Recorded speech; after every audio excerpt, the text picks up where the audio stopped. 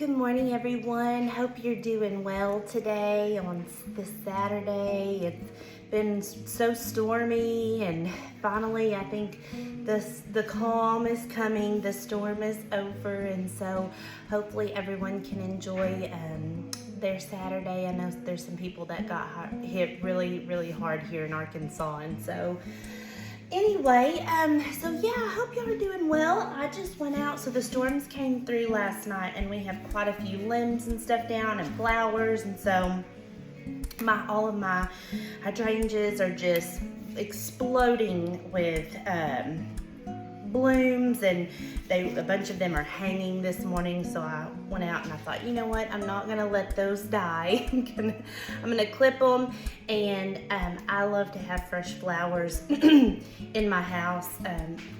Bella always, reminds me, Mama, we need to go get more flowers. We need to go get more flowers. But so I went out and clipped these and just putting them in a vase this morning.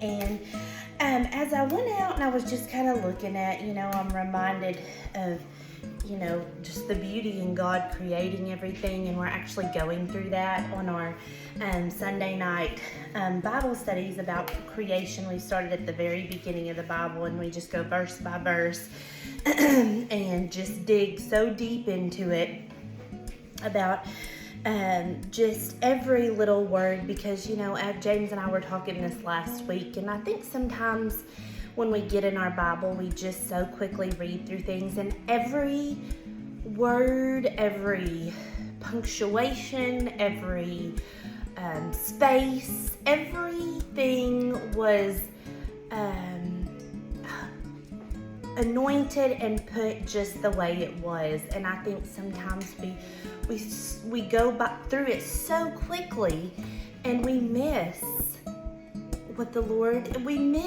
part of what the Lord is trying to tell us. And anyway, when I went out to clip these, I was reminded, James and I were talking this last week, and he was saying, I really got to studying in Genesis about I know we're doing that on Sunday nights, and about how the Lord created all of the sky and the land and the water and the plants and the trees and the animals. And he said, but you want to know something that was he said, it caught my attention, and it's never caught my attention before. He said, do you realize that man is the only thing that he created with his hands? And I thought, I've never really thought about that. But everything else he spoke into existence except for man. And Adam he formed with his hands. It's pretty significant that we are the one thing that he created with his hands, when he could have created the trees and the flowers and everything, and knit them together with his hands. But he spoke those into existence. But he took the time and he took the effort to form you and I with his hand. That's pretty significant. And I think that is something worth thinking about right now, and especially our society. I'm just going to tell you, there's so much confusion out there, because I think that life is, I'm just going to say it, I think that our society does not think that life is very important. I'm just going to say it, because they don't. We know that abortion is rampant right now in our nation, and y'all, I'm going to tell you just from experience.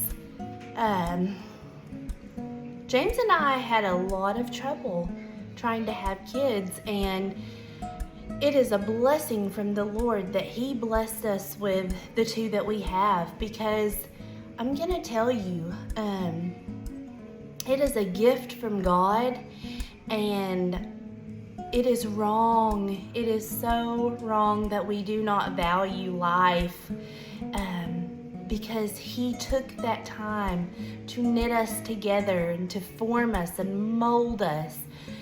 And I think about if any of you have ever made anything handmade, I sew and I do some embroidery, and I'm still new at it, but I hand make cookies and bread, and James and I have taken a pottery class before, and if any of you do anything with your hands, carpenters and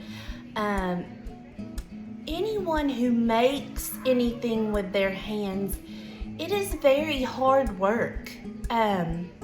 And when you are in the middle of making that, you want people to cherish that because a lot of work has gone into it.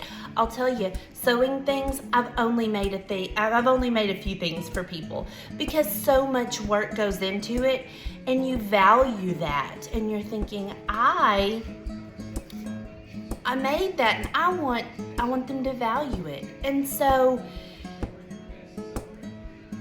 I know that's just so insignificant compared to the Lord and Him creating us,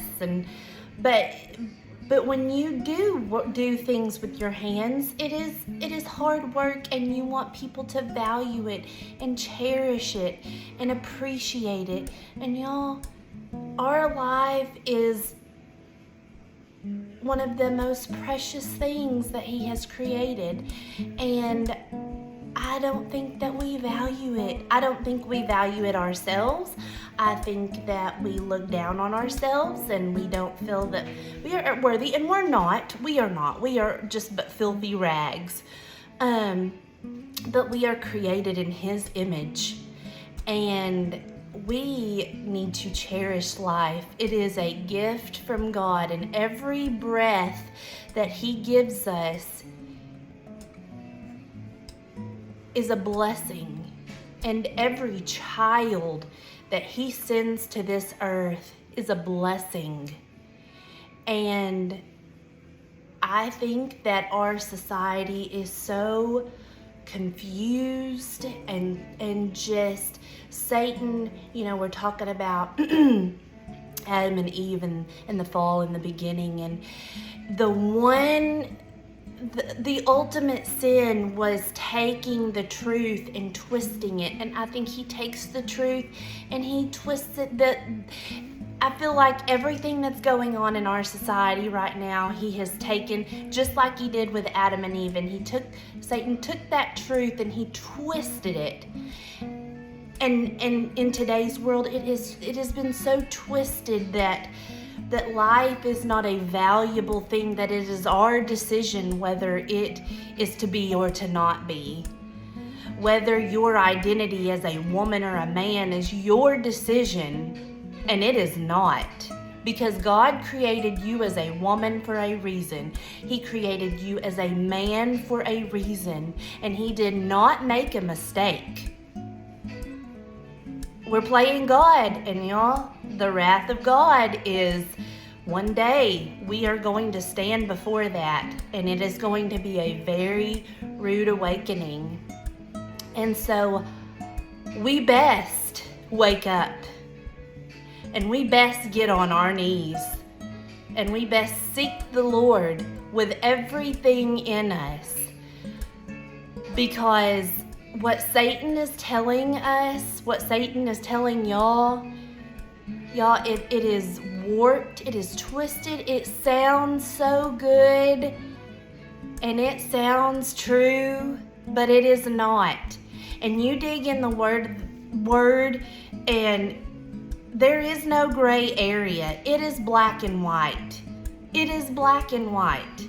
He tells us that life is a valuable thing, and that murder is a sin, and yeah, it is a sin, and that homosexuality is a sin. And y'all, I love those people with everything in me, y'all. I do.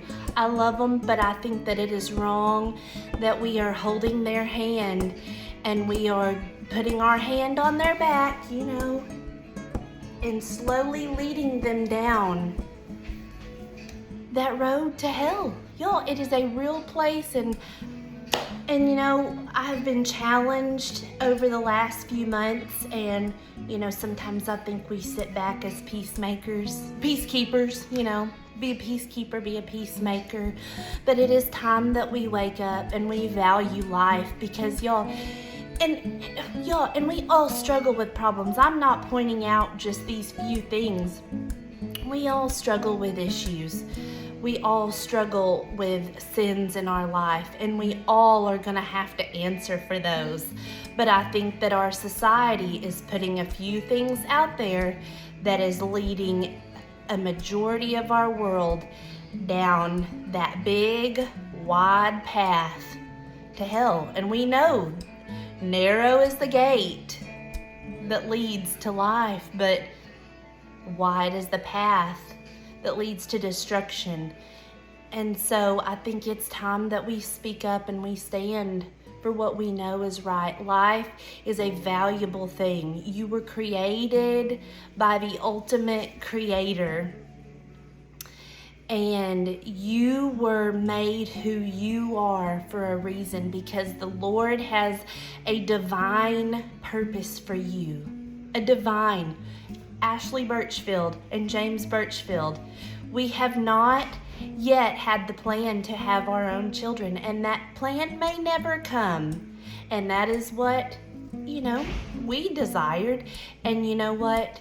When you let your plans down and you honor the Lord and you walk in obedience with Him as much as you can on a daily basis, doesn't mean it's easy. You've got to have that armor on, and I'm telling you, you pull that shield down just a little, you let it drop to kind of peek, He'll shoot you right in the eye. You cannot let it drop. So you walk in obedience, covered in His blood, and He will protect you. And I've said before, you picture the Lord, and you picture Him walking right in front of you, and you just get right behind Him, and you walk step in step. You don't peer around His shoulder. You don't try to get up on your tippy toes and look up ahead, because our minds can't handle that. And in that, there is some frustration that comes. But the Lord is going to be there to guide us. And so you get behind your Creator, you walk and live in His image as much as you can, and He will guide you. So y'all, I know I am throwing some bold statements out there, and I know that the world, we will be persecuted for the boldness, but that's okay. The Lord handles that. And there are so many lies out there right now, and we need to wake up. We need to wake up, people. We need to be on our knees and praying for our nation, because He tells us if we fall on our knees and we pray for our nation, He will bring healing to it. But y'all, there's too many of us walking. We're up on our feet doing our own thing, trying to make our own plans. And y'all, it's not where we need to be. It's not where we need to be. We don't need to be up walking around. We need to be on our knees praying. All right, y'all. You have a good Saturday. I love y'all so much. I hope the Lord challenges you this week, because my heart has been chastened. As we discipline our children, it is not an easy thing, and it breaks our heart. Just like we discipline our children and we spank them or we set them in timeout. The Lord chastens our heart, and it breaks His heart to have to discipline us. But we know we discipline our children because we want them to learn. We want them to be safe. We want them to make the right decisions. And it's just the same with us. I think parenting has taken James and I down a road where you kind of get a little bit of a glimpse of just the Father and how He fathers us as His children. And it makes you understand just a little bit, being a parent, that Your heart breaks for your children because you just want them to be the best that they can be. And it's because of love. We love them, and we don't want them to get hurt. And we want them to be safe. And we want them to live life to its fullest. And we want them to live in eternity. And with that, though, comes discipline and comes chastening, and that's okay.